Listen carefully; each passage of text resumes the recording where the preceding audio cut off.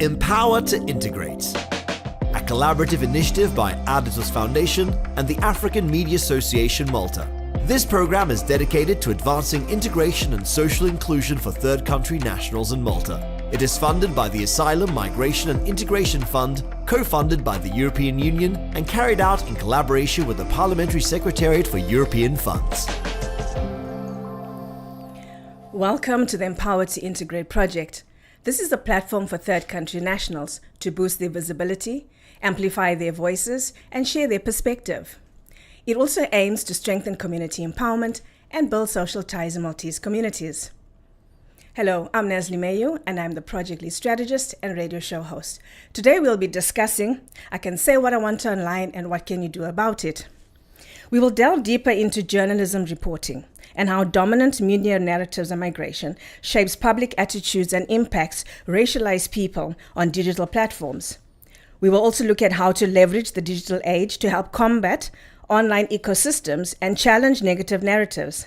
Lastly, we will also look at the role ethnobotanical lenses, that's herbs, flowers, food, and plants, can play in shaping identity for both migrants and host communities. Joining us in the studio today is Regine Nguni. Hello and welcome, Regine. Thank you, Nesli. Thanks for having me. Regine is a program manager and practitioner working at the intersection of migration, media, and representation with over a decade of experience in the field. She currently leads African Media Association, an NGO that advocates for the meaningful integration of migrant communities into Maltese society. Her work focuses on challenging biased narratives, promoting ethical storytelling, and supporting more accurate representation of racialized communities in public discourse. Through her work, she contributes to shaping more inclusive and equitable approaches to integration.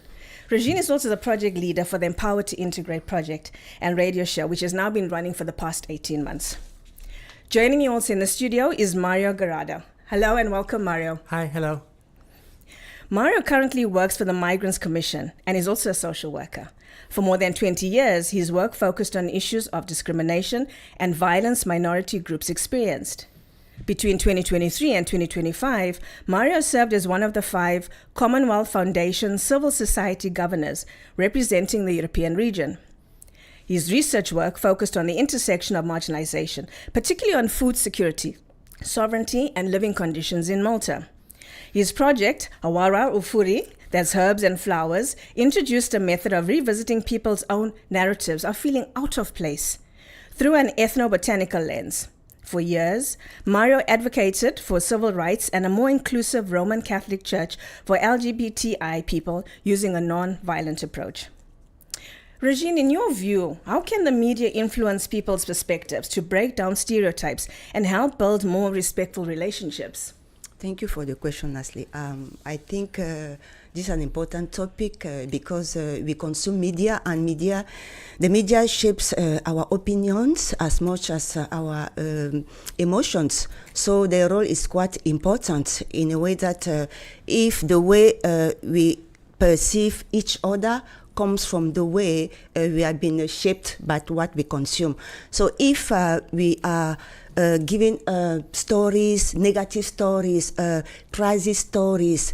If we speak about the politicians always has been corrupted, or about the young has been lazy, or about migrants has been criminals. So that's how the opinion forms in a society, polarizing us. So the role that the media play is quite important in a way that based on the way they describe things, we can be either a community or we can be a divisive community. So that role is quite something to look into, quite important.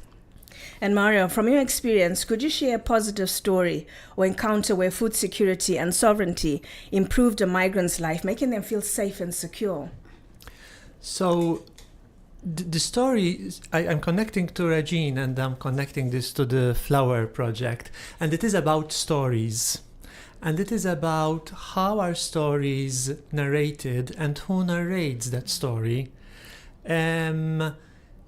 Food is one of the common elements of life, right? And that was the project that we had designed many years ago now, and is in finding elements that are common to being human, and then through that lens celebrate the diversity around that. I use the word out of place specifically rather than displacement and exile. Out of place is a word used by Edward Said, right? And it is not used so much anymore because exile and displacement capture more the also political and the forceful reality of somebody who had to leave because, for example, having to run away from war. But out of place captures this subjective feeling that many of us have. I've never left Malta, but sometimes I might feel out of place as well, right? And food or other elements is also about how do I process this emotion, and then it goes into how do I build a home here. Thank you for explaining that to us, and just leading on to you, Regine. From your experience working closely with African migrants in Malta, how have dominant media narratives impact migrants financially and socially? The reality is that the way the media portray people is something that goes out from newsrooms. So it doesn't stay there.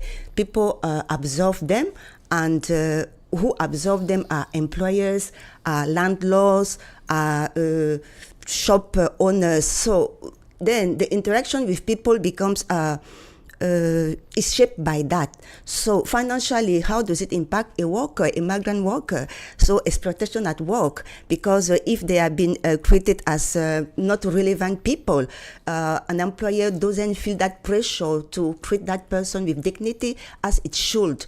A landlord feels like he can deny an accommodation to a migrant because of the way that migrant has been shaped. The opinion has been put out there for him to be seen as not someone relevant. So financially, it is quite impactful, because if you are not well paid, even being qualified, just because your employer thinks that you are not worth getting that amount of money, even though you are qualified.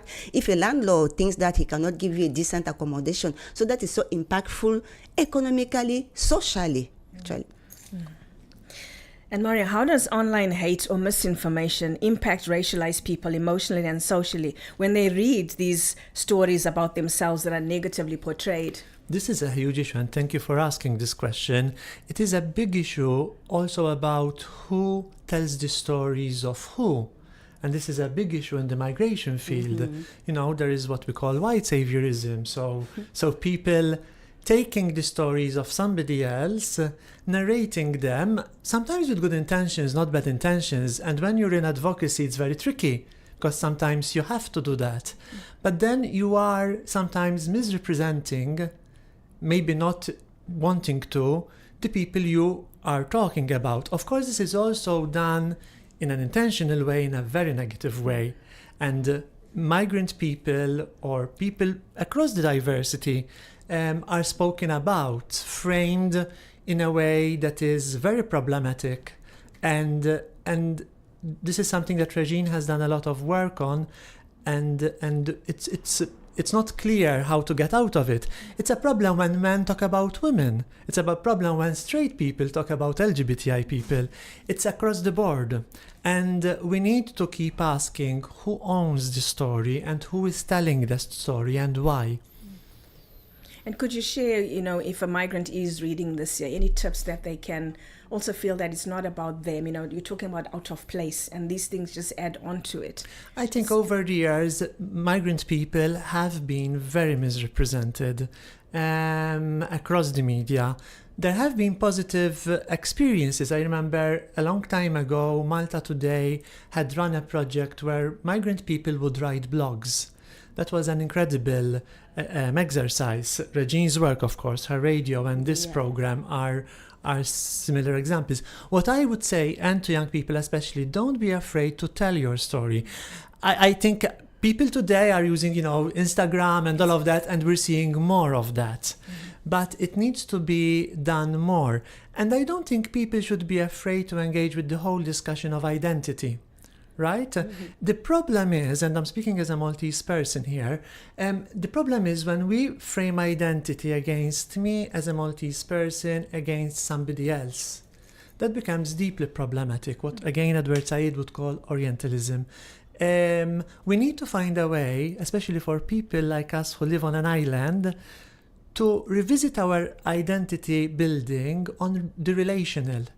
I've never left Malta. I never lived outside of Malta for a long time. I'm very Maltese. But I'm not threatened by anyone coming from anywhere, right? Yeah. Okay. Would you like to add on to that? Yes, Regine? I wanted to say that what you are saying is quite important, because it's important to speak about migration, about issues, social issues, because they are social issues. But the reality is that a category of person is usually spoken about in a crisis ways. Yes. That is, you take a group of people who are normal people, who are fathers, who are mothers, who are workers, who are neighbors, who are friends, who are just living a normal life, and you put them in a box as problems. So, Or when somebody commits a crime. or somebody commits a crime, So yes. like people do, Like everyone anybody does, does, but yes. then that is framed around the nationality of the person. Absolutely. And how those, what is sent out there is that group is only related to that sort of problems. And that's what the problem that you mentioned, Mario, the white saviorism.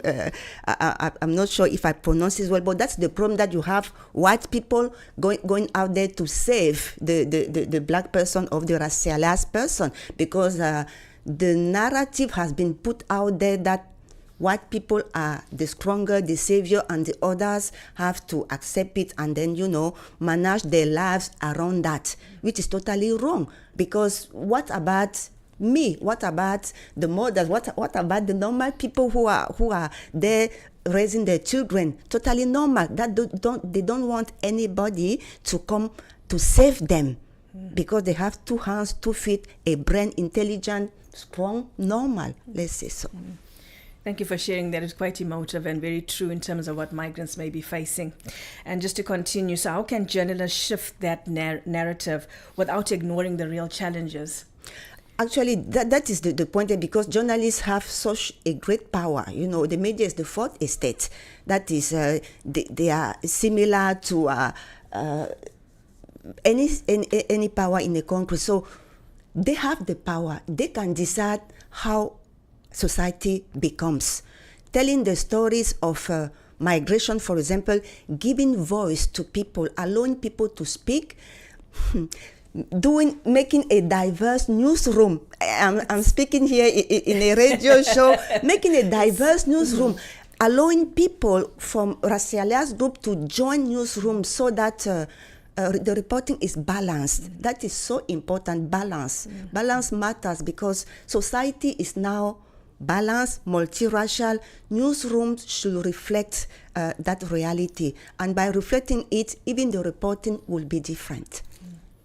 And Mario, have you seen any evidence in Malta where communities successfully use digital platforms to challenge these harmful narratives, reclaim their own stories, and amplify solidarity? I think we have plenty.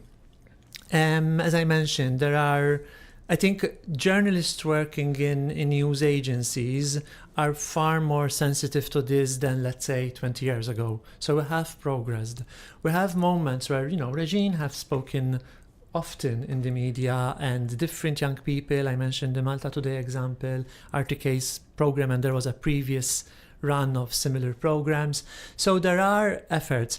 I think what one needs to ask as well, and this is, I'm talking also from someone who promotes this, is when you are inviting someone to speak publicly, there's also a cost, because you are exposing that person.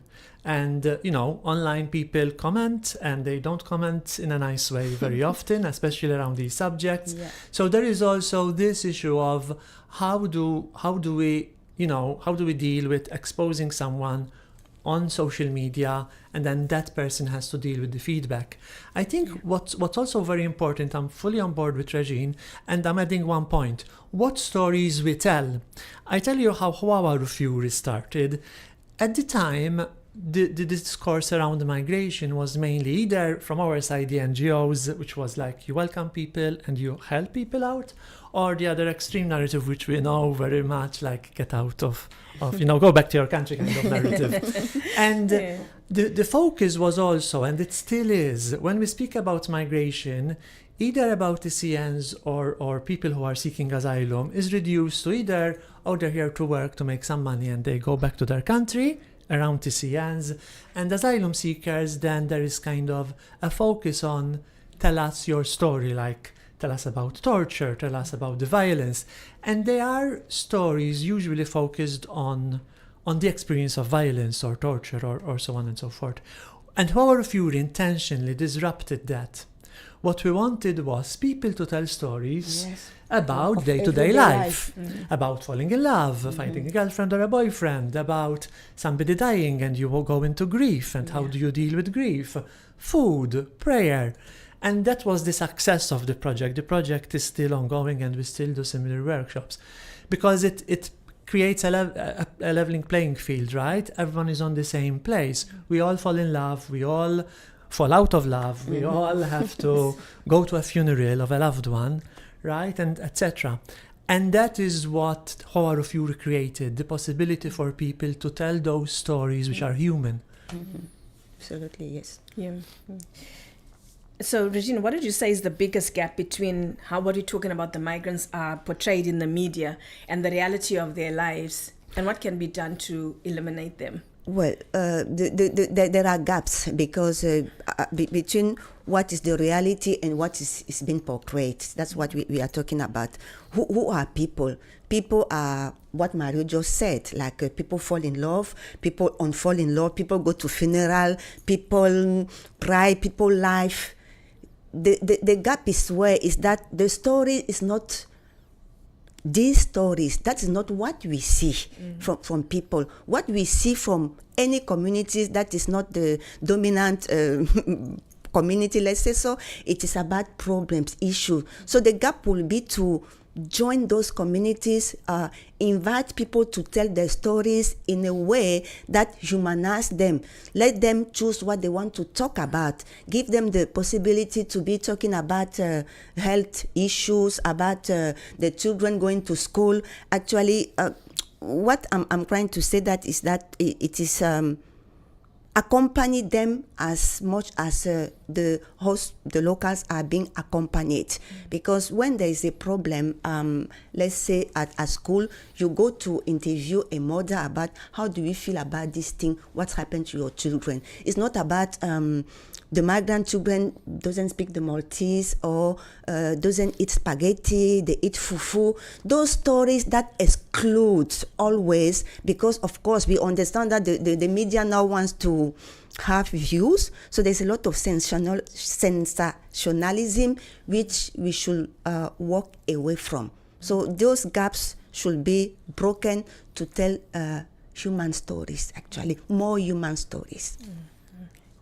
And Maria, from your research, what benefits were gleaned when migrants shared their stories of feeling out of place, but then they went on to build stronger lives and even engage with communities across different cultures?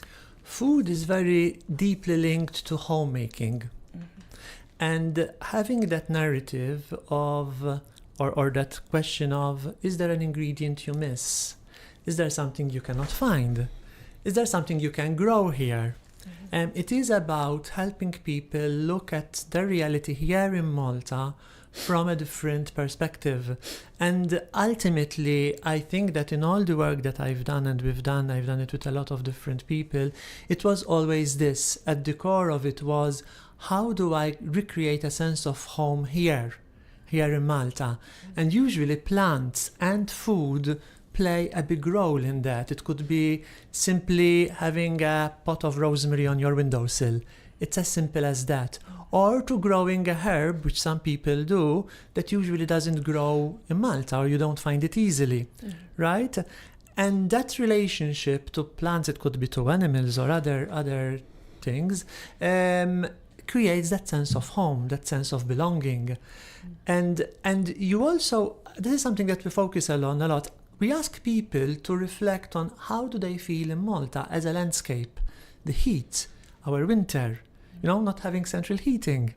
Things like asking people, have you been to Gozo? Have you been to Comino? You help people orientate themselves also in terms of the geography we're in. Yes, absolutely. Yes, that will help actually learn more about the Maltese culture, which also something that we advocate.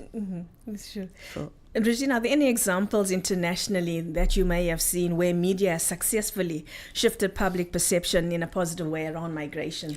This program, for example, actually, this is what this is an example of how the public perception can be shaped by the media. We are giving voice to the communities with the Maltese. So we are creating a community. We are showing examples. We are saying that this is the normal life. We living together, and that has happened.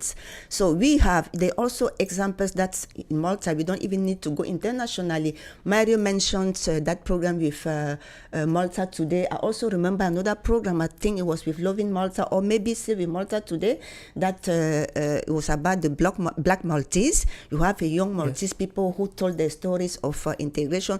They speak fluent Maltese. They are Maltese, but nobody really know them. So these are our stories. There are a lot of podcasts now. There are nice programs that promote the living together, community empowerment. African Media does one, for example, the Empowering Community. That is a video program where I go around in the city asking questions to people, targeting businesses run by migrants, successful businesses or not even successful businesses, just to tell people that here you have people who start a business, who build their lives here, who create, who want to be part of the communities, and that they are exist, and these are their stories. So there are plenty of examples like that, which I think maybe the mainstream media should take on board and tell more about.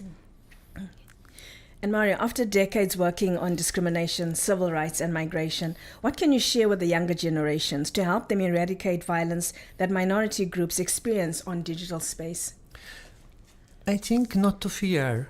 I'm going to talk from a different angle now. When I was young and we were, worked a lot on the LGBTI issue, for example, when we were working on that issue, everything seemed so impossible, right?